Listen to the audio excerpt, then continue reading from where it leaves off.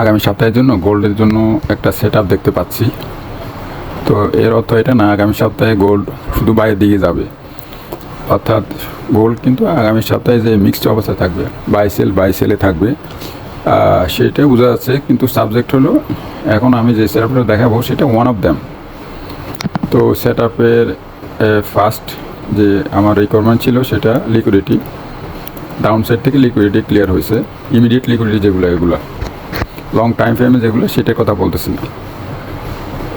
তারপরে আমার যেটা রিকমেন্ড ছিল সিআইএসডি তৈরি করা দরকার ছিল, সেটা কমপ্লিট হয়েছে। কিন্তু মার্কেট স্ট্রাকচার শিফট হয়নি।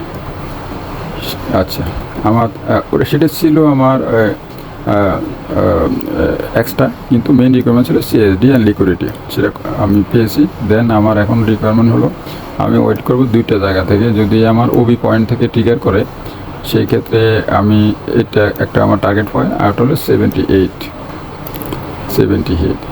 তো আমি যদি 78 থেকে আমি ট্রিগার হয় তাহলে আমি হয়তো এই পর্যন্ত পাবো। তো এখানে ভালো রিস্ক রিওয়ার্ড রেশিও একটু ভালো হবে।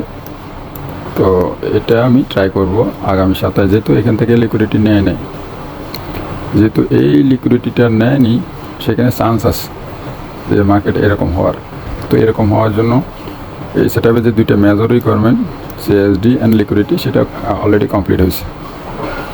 তো এইটা একটা সেটআপ, এটা একটা শর্ট টার্মের জন্য একটা সেটআপ, সেটা বাইরের দিকে।